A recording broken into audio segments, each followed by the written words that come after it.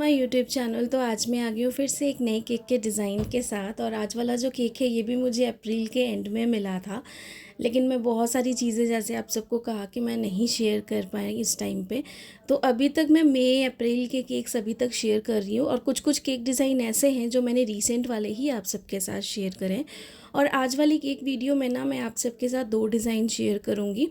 दोनों same day थे, और जो केक का डिज़ाइन है ना वो दोनों बिल्कुल मैंने पहले ऑलरेडी बना चुकी हूँ। एक तो एनिवर्सरी, दोनों ही एनिवर्सरी थीम के ऊपर केक थे हमारे, और दोनों ही ब्यूटीफुल से केक थे। और जो सेकंड वाला है वो तो और ज़्यादा खूबसूरत केक है, जो मैं आगे वीडियो में आपको दिखाऊंगी, जिसकी ओवरऑल लुक मैंने आपको दिखाई है। जो क्लाइंट ने मेरे साथ पिक्चर अपनी यानी कि वीडियो जो शेयर की है वो भी मैं आप सबको दिखाऊंगी वीडियो के एंड में। और दोनों केक के जो प्राइजेज़ हैं ना वो भी मैं आपको बता दूंगी मैंने कितने चार्ज किए थे। दोनों ही केक मुझे डिलीवर करने थे और बहुत ज़्यादा रश था, और भी बहुत सारे छोटे मोटे रिपीटेड केक के डिज़ाइंस भी थे। तो मेरा अप्रैल और मई जो था पूरा फुल पैक था, जिसमें ऑर्डर्स बैक टू बैक थे, और फ़ोन स्टोरेज भी बहुत ज़्यादा फुल थी। तो यहाँ पे जो केक ये हम फर्स्ट वाला बना रहे हैं ना, जिसकी आइसिंग मैं आपको दिखाऊंगी और फ्रॉस्टिंग दिखाऊंगी, ये हम बना रहे थे 1.5 kg का केक। क्लाइंट को थोड़ा सा टॉल हाइट में ही चाहिए था, तो उसके हिसाब से हम सारी चीज़ें कर रहे हैं। और इस पे जो हमने फ्लावर्स के कलर कॉम्बिनेशन रखे ना वो भी बहुत सारे ब्यूटीफुल से कलर हैं, तो वो भी मैं आपको आगे दिखाऊंगी। बाकी जो फर्स्ट टाइम मेरे चैनल पे विज़िट कर रहे हो और मेरी वीडियो को देखते हो, मुझे सारा प्रोसेस आप सबको दिखाना पड़ता है।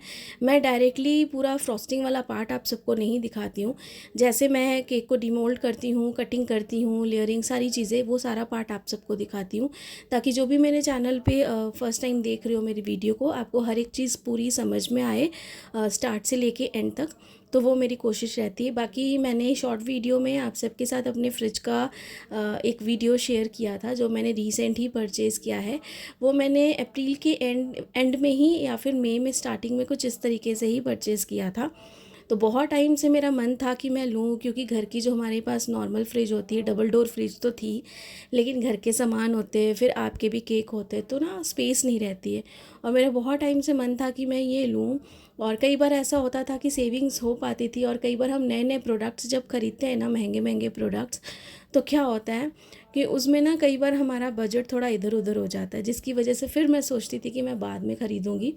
बट ये जो फ्रिज है इसमें आप अपने केक को आइसिंग करके, फ्रॉस्टिंग करके आराम से रख सकते हो, केक स्पॉन्जेस को बना के रख सकते हो। और अगर आपने क्रीम को विप्ड करा है तो विप्ड की हुई क्रीम को आप फ्रिज में आराम से रख सकते हो। लेकिन जो क्रीम हम मार्केट से लाते हैं उसे आप डीप फ्रिज में ही रखोगे, और वो डीप फ्रिज होती है हमारे घर की जो नॉर्मल फ्रिज होती है ना, वही वाली, तो उसी पे हम रख सकते हैं उसे।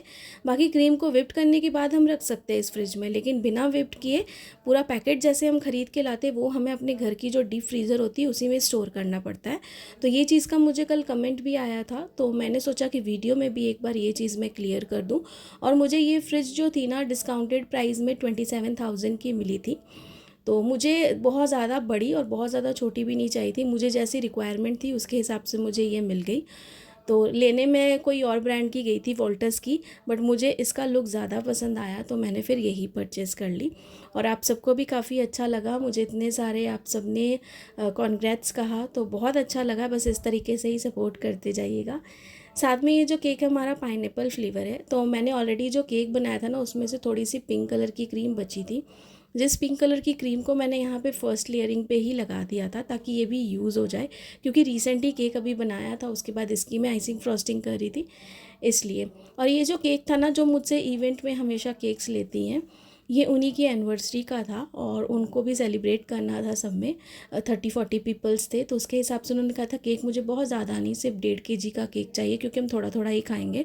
तो उसके हिसाब से सारी चीज़ें मैंने करी थी यहाँ पे। और यहाँ पे जितनी पिंक कलर की क्रीम थी वो हमने यूज़ कर लिया, जैसे हम वाइट क्रीम यूज़ करते वैसे ही। और क्रीम यहाँ पे मैंने ट्रोपोलाइट यूज़ की है। क्रीम को किस तरीके से विप्ड करना मेरे चैनल पे इसकी जो रेसिपी है वो अपलोड है। साथ में जो प्रीमिक्सेस है वो भी मैं आप सबको कमेंट्स में बता ही देती हूँ कि मैं कौन कौन से प्रीमिक्स यूज़ करती हूँ। और कोई ज़रूरी नहीं होता है कि पर्टिकुलरली हमें एक ही प्रीमिक्स के ऊपर स्टे रहना है।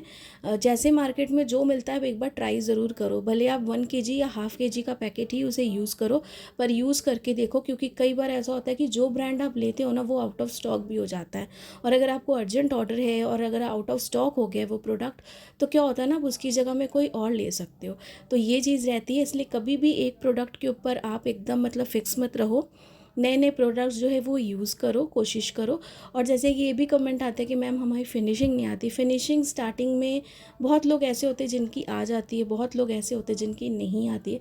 मैं भी जब स्टार्टिंग में मैंने अपनी बेकिंग जर्नी स्टार्ट की थी तो मेरी भी फिनिशिंग नहीं आती थी, लेकिन आस्ते आस्ते जैसे जैसे ऑर्डर्स आते गए मैं कोशिश करती गई, फ्री टाइम पे भी बैठती थी, कोशिश करती थी, तब जाके फिनिशिंग आती थी। और आज मैं यहाँ तक हूँ कि आप सबके साथ अपने डिज़ाइन शेयर करती हूँ। और अभी भी ऐसा होता है कि कई बार थोड़ी बहुत गड़बड़ मुझसे भी हो जाती है, तो टाइम टू टाइम जैसे जैसे हम आगे बढ़ते हैं ना अपनी जर्नी में, वैसे वैसे हम प्रैक्टिस करते हैं। प्रैक्टिस के साथ क्या होता है, हमें फिनिशिंग जो है आस्ते आस्ते टाइम टू टाइम वैसे ही आती है। बाकी किसी किसी की हाथ की खुद की बहुत अच्छी बनावट होती है कि बहुत जल्दी वो फिनिशिंग ले आते हैं, तो ये सबका अपना अपना गॉड गिफ्ट होता है। बाकी प्रैक्टिस करते रहो, अगर आप प्रैक्टिस करोगे तो ज़रूर आएगी।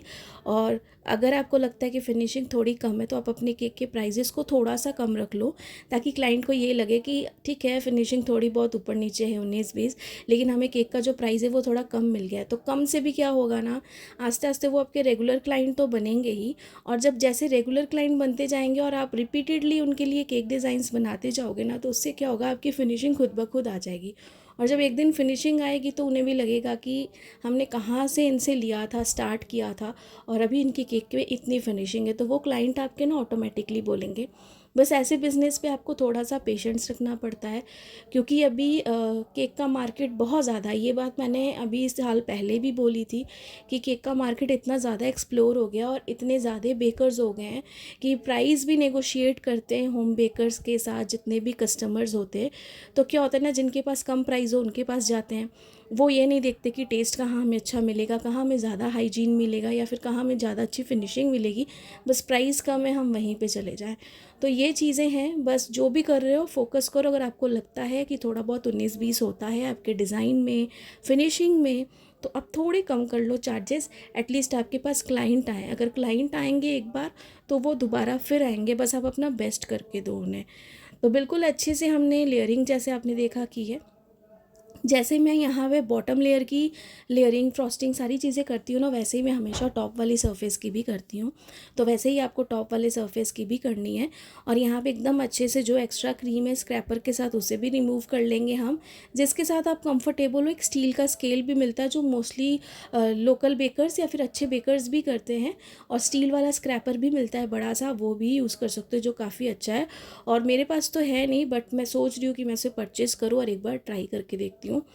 बाकी यहाँ पे सारी चीज़ें ये करूँगी। और ये लास्ट में मैं 2 केक बना रही थी, एक ये, और जब मैं आपको ओवरऑल लुक दिखाऊंगी एक वो केक, तो दोनों ही बहुत अमेजिंग है।